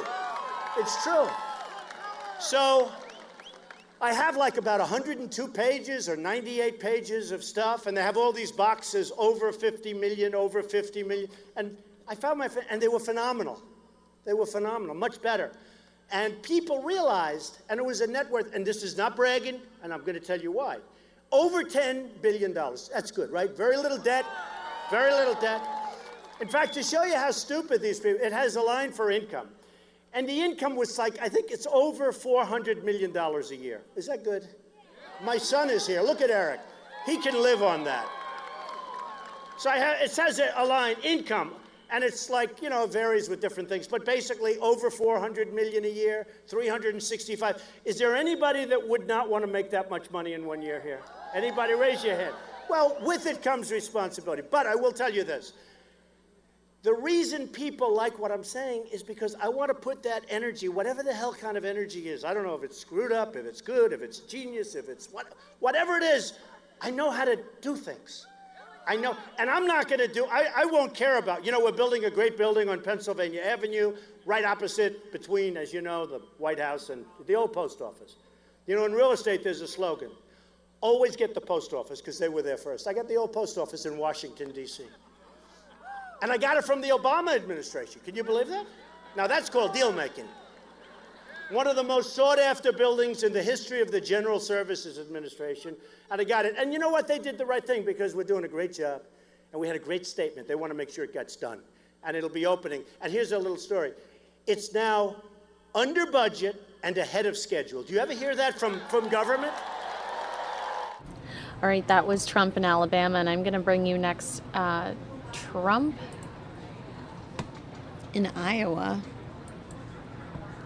You can see in my lower third, over 100,000 views, going strong, as you can imagine. He looks a little bit more put together here. He looks very sharp. Again, these are not only I'm displaying them in how many hits we have, but also this is from August 25th, my little brother's birthday. Happy birthday to him. These are also, ironically, in the order that they actually were executed, these speeches. So this is Donald Trump in Iowa.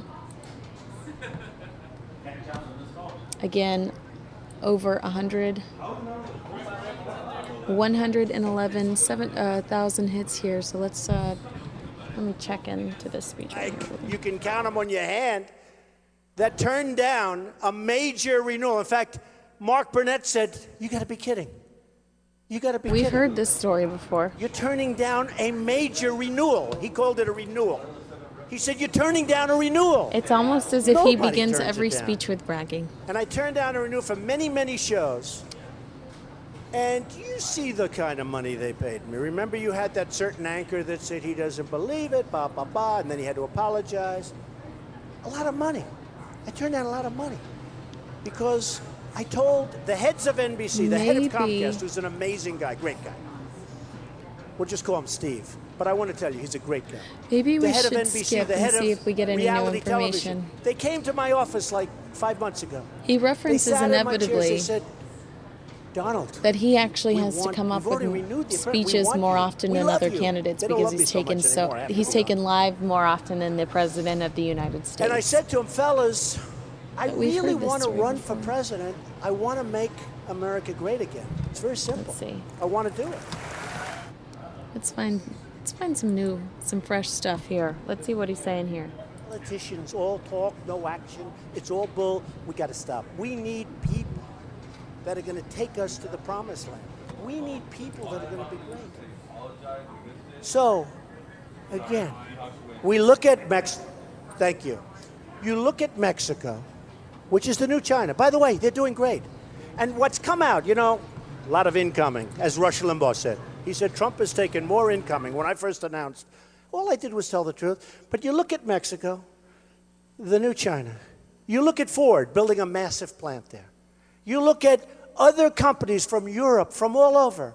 A plant was going to be built in Tennessee, big billion-dollar automobile plant. It's not being built in Tennessee anymore. It's going to go to Mexico. Nabisco. I have holdings in Chicago. I have a great building in Chicago.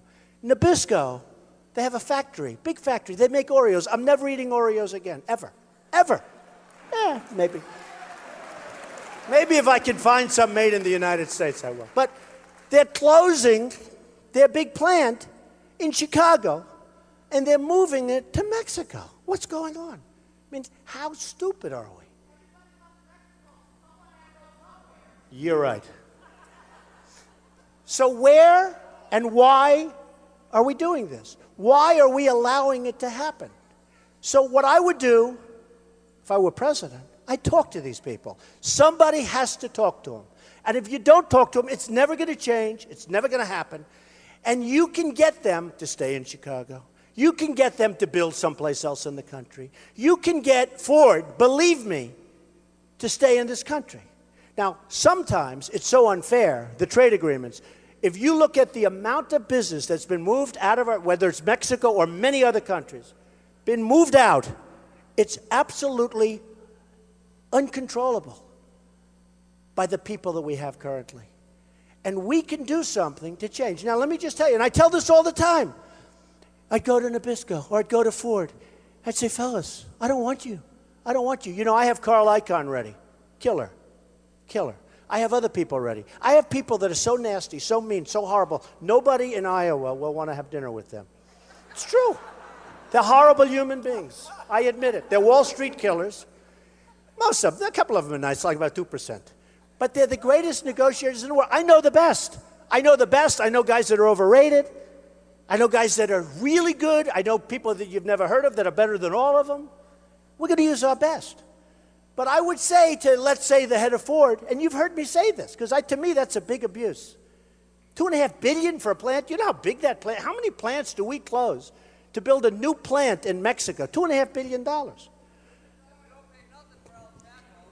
You're right. So how many do we do? So I would say, very simply, fellas, sorry, You got to move back. Now, when they build those cars, trucks, and parts, they send them over. No tax, no nothing. And they've come up with a new scheme. Illegals are going to drive the cars over because, no, it's true. It's true. It's true.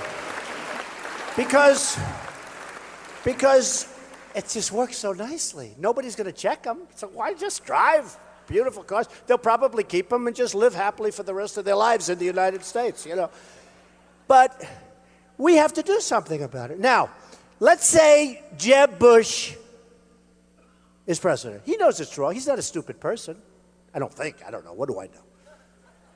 But let's say he's president, and he knows it's wrong.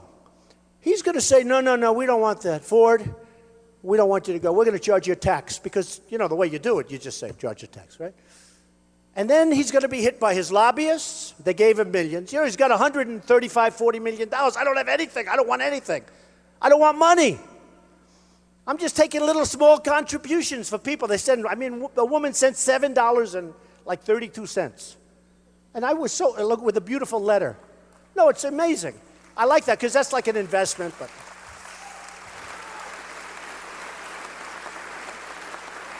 That adds up to the fuel for the plane for a trip to Iowa, okay?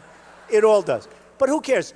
I don't want that because I don't want to be controlled. Last week, you've heard me say this, I turned down $5 million by a big lobbyist. Not a bad person, you know, tough guy, not a bad person.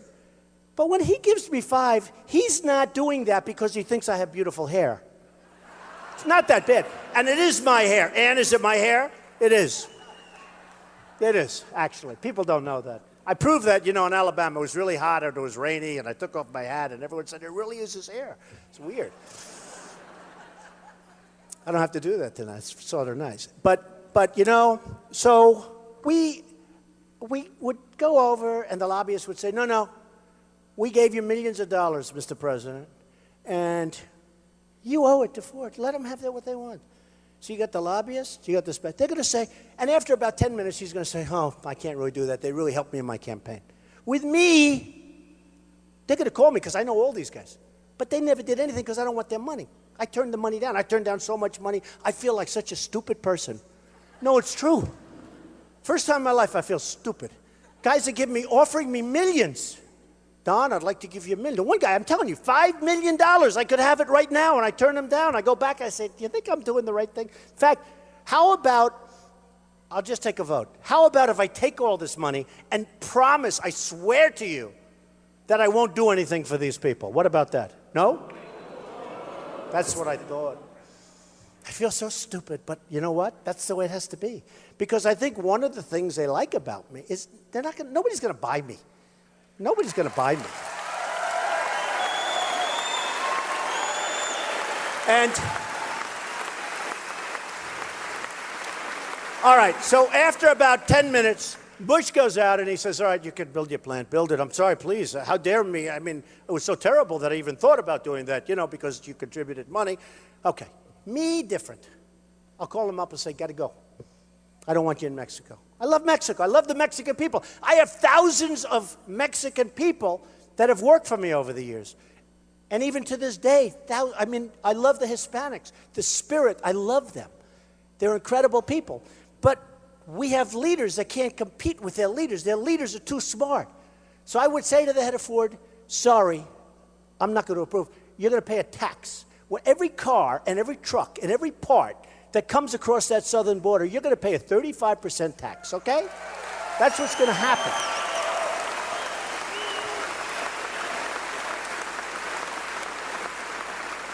And this is too easy. I don't need any of the killers that I told you. I'm going to use them anyway, but this is too easy. This is like forget it. This is taking candy from like that beautiful little baby, okay? So easy. So what happens is they're going to say, no, no, no, and they're going to have people call me. But these are people that I didn't take any money, I didn't take anything, I don't want their money. So they're going to have people call me, and I'm going to say, get out of here. And if I know them, they'll be friends of mine maybe. I'll say, I'm not interested. And I would say, let's say this whole process starts at 12 noon. I would say by 4 o'clock in the afternoon, the head of Ford will call me and say, Mr. President, we've decided to build in the United States. That will happen. Okay? That will happen. If they're really tough, they'll wait till the next day. But I guarantee you by 5 o'clock the next day, they're back. And that's great. That's what we need. We need jobs. We can't keep giving out our jobs. You know, college debt, I go all over now. And I see the vets are mistreated in this country so badly. So bad. Oh, believe me. You know, they did a poll. I'm like the most popular person with the vets. You know, I built the Vietnam Memorial in downtown Manhattan, okay? And the vets like me a lot.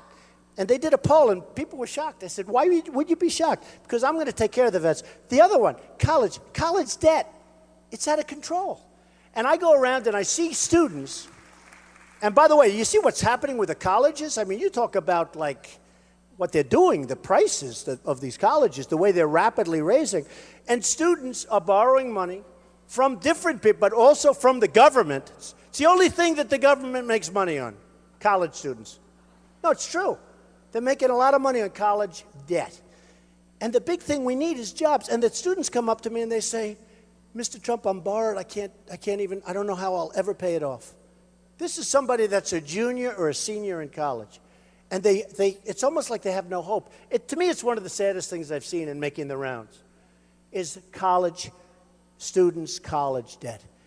And they say, and then I apply for jobs. One was telling me from a very good college, actually a college in Iowa where I was, great college actually. And they were saying, you know, I worked hard. I became a great student. I just became one of the top students in my class. I can't get a job, Mr. Trump. And a lot of them can't get jobs. So now they have the debt and they can't get jobs because China has our jobs and Japan has our jobs and so many other places have our jobs. We don't have jobs. So they get out and there's no place to go. And they don't know what to do. And we're going to solve the problem because we're going to bring back the jobs from China and we're going to bring back the jobs from Japan.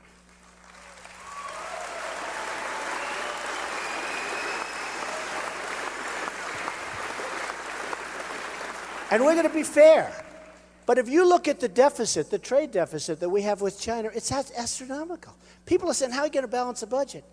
How about, like, making some good deals with China and Japan? Look at the trade deficits. I was in Los Angeles 2 weeks ago. I saw ships that were so big.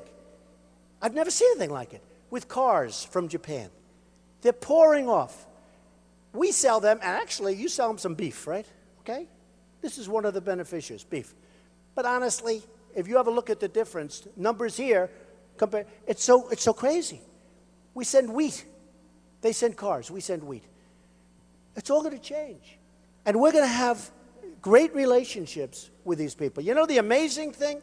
Every country in the world thinks that the United States is represented by stupid people. And they're right, of course. No, they're wrong. Very stupid people. And every country in the world. I mean, every country in the world, everybody makes money. And the funny thing is we don't get along with anybody. Think of it. Here we have deals that are all bad, and everybody hates us. I just came in, and I'm watching on television that we're really in a very bad place with Russia. Now, we're working on the Ukraine, and I think that's fine, but why isn't Europe sort of like leading that whole charge? Why are we always leading? We're working on the Ukraine. I think it's terrible, all that stuff. But we got a lot of problems. We're sending an F-22, brand new, gorgeous. And we have fighters. Our best military people are going over there. And we're worried about the Ukraine. I think Ukraine's great. I think we should worry about the Ukraine. But you know, Germany is over there. Germany's far richer than we are. Germany's made a fortune. We protect Germany for no money. Okay? We protect South Korea for no money. So Germany is over there, right? And they're not worried about it. But Obama's talking about the Ukraine. Germany's sitting, oh, let these dopey people take care of us. And all the European countries. So we're sending our fighters. Now, in North Korea, you have a situation where, you know, he's rearing his head again. I just ordered 4,000 television sets for a big job that I did. And 4,000, that's a lot of sets. They're all made in South Korea. They don't make them in Iowa. I wish. Do anybody make television sets? Do you make television sets? They don't make them in Iowa. They don't make them anywhere in this country. So I ordered 4,000. Samsung, it's LG, it's all of them, right? All of them. They're all from South Korea. Sony's from Japan. Their sets aren't as good anymore, but that's okay. But they're good sets. They're great. I paid a fortune. And I'm saying they make a fortune. Look at the deficit that we have with South Korea. I love South Korea. I love all these countries. But why is it that we protect them? So this guy raises his head, nuclear, this, I'm going to wipe them out. We immediately we have 28,000 troops over there right now, which is nothing compared to the million that they have in North Korea. Big army. Okay. They don't pay us anything. What are we doing? And you know what? Somebody said, that's not nice. You're asking them to pay. How can we police? We're watching the Ukraine. We're watching South Korea. We're watching Germany. We're watching Japan. We protect Japan. We have a treaty with Japan. If Japan gets attacked, we have to immediately go to their aid. Okay? If we get attacked, Japan doesn't have to help us. So that's a fair deal. That's the kind of deals we make. No, that's the kind of deals we make. They have nothing to do. They got attacked. Don't worry about it. But if they get attacked, we have to go over to Japan. Yeah. You have a fly over, it's a long flight. So we need smart people. And we can straighten this country out. We can make this country so strong. We can make it better than ever, in my opinion. We can make it better than ever. Saudi Arabia. I love Saudi Arabia. The people are very nice to me. They buy my apartments, you wouldn't believe it. It's true. They'll pay me anything. They have nothing but money. They have nothing but money. I have a beautiful plane. All of a sudden, it doesn't look so good when I look at some of their planes. I'm jealous. It's terrible. Jealous. No, but Saudi Arabia, they make $1 billion a day. Now, in all fairness, that was before the oil went down. But now, let's say it's $500 million. Okay, that's pretty good. You make $500 million a day. It's pretty good. We protect them. We protect Saudi Arabia. We get nothing. And every time, if you think in Yemen, those folks are after Yemen, then you ought to leave the room right now because you're not very smart. Yemen, did you ever see the border? It never ends. It's a straight line. It never ends. And you know what's on the other side? Saudi Arabia, the oil. If you think they're stopping at Yemen, they're looking for the oil. Don't forget, I'm the most militaristic person. I would build a military so strong, so powerful, so incredible, nobody would ever use it. Nobody would we would never have to use it. I would have the best everything. You know, we have a military where we give to the allies, our allies. We're giving to the wrong allies, by the way. You know that. We're giving to the wrong allies. We don't give to the Kurds. We give to people. One bullet shot in the air, 2,300 Humvees, armor-plated, the best in the world. So I heard they left, and one day they abandoned 2,300. I said, no. You mean 23. You mean 3. You mean 2. Can't leave 2,300. They abandoned 2,300 armor-plated, the best in the world, Humvees, 2,300. Because one shot was fired in the air. These are the people we're helping.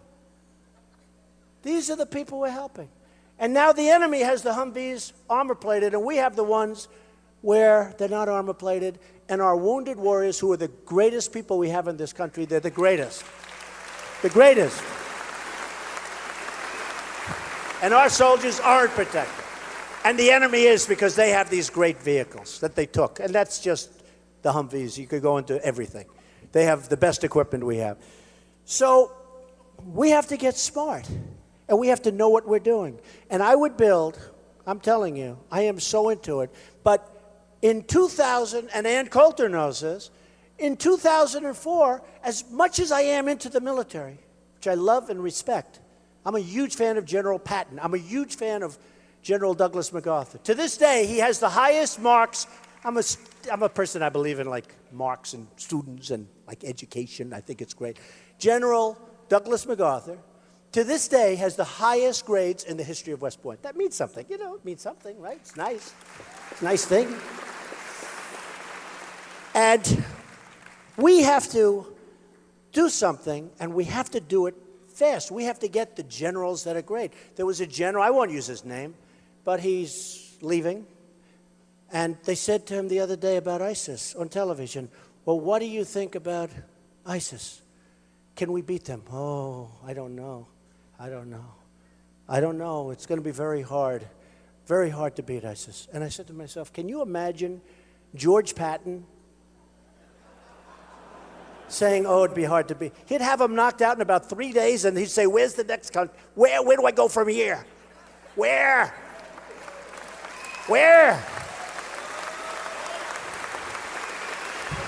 General Douglas MacArthur. And I'm going to interrupt us here. I'm going to take us into Donald Trump's reaction on the Iran deal. This is, again, I'm skipping actually over one of the videos I wanted to show you because we had some technical difficulties. I wanted to show you Dallas too, and know that his Dallas video came in on our greatest hits. His Dallas video came in at 83,000 hits, 83,279 hits. But I want to show you this Iran deal video because he's talked about that multiple times throughout these other speeches we've watched. Not only that, but this is one that he posted himself on his own social media from FNN, which we always appreciate. Thanks, Donald Trump. So let's watch that vid and know that our 5 o'clock broadcast is coming up, and we're gearing up for that in this room right now.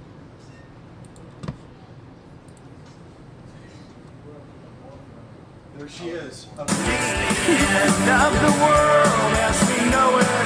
It's the end of the world as we know it. Thank you very much, everybody. It's such an honor. I was called by Senator Cruz a few days ago, and he said, do you think we can get a really good crowd out here to protest this incompetent deal? And I said, boy, can we get a crowd. And that was 3 days ago, and look what shows up. And I want to thank you. I want to thank you. So I've been doing deals for a long time. I've been making lots of wonderful deals, great deals. That's what I do.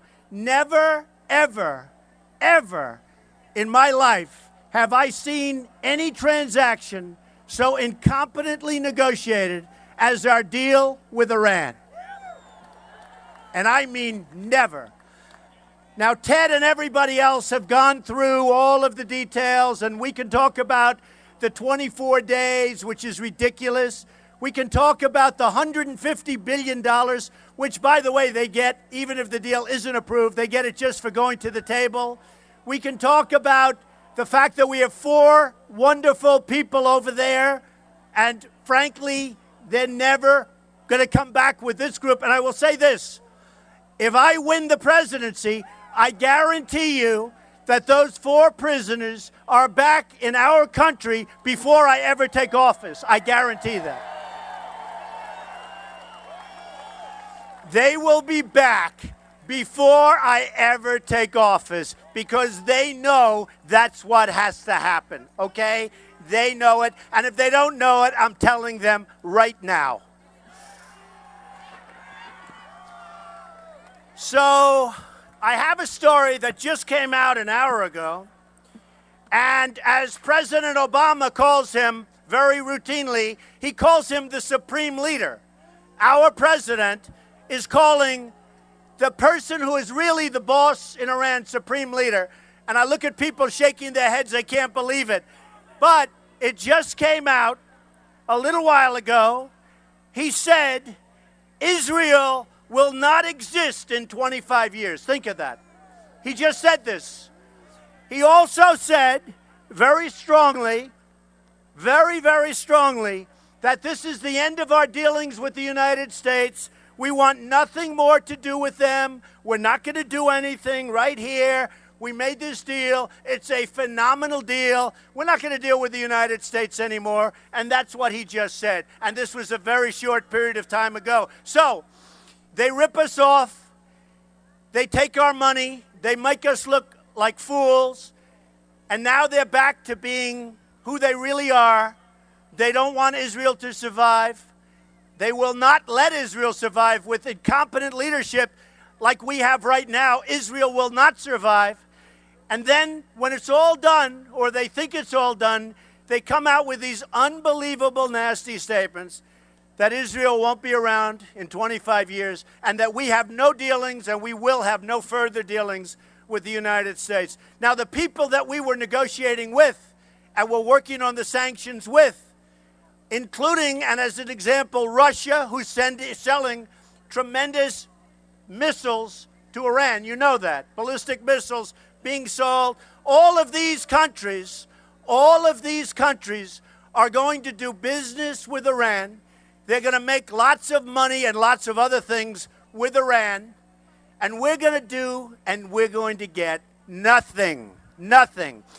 We are led by very, very stupid people. Very, very stupid people. We cannot let it continue. We are a country that owes $19 trillion. We lose everywhere. We lose militarily. We can't beat ISIS. Give me a break. We can't beat anybody. Our vets are being treated horribly. It will change. We will have so much winning if I get elected that you may get bored with winning. Believe me, I agree. You'll never get bored with winning. We never get bored. We are going to turn this country around. We are going to start winning big league on trade, militarily. We're going to build up our military. We're going to have such a strong military that nobody is going to mess with us. We're not going to have to use it.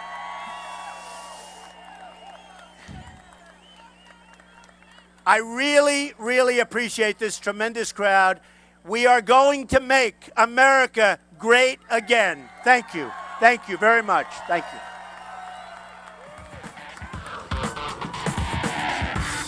And it is 9 o'clock, which means incredible images of this year's our monsoon 9 o'clock captured by a broadcast valley is currently photographer. happening. Tonight, we're talking to the man who gave up his career to follow his passion.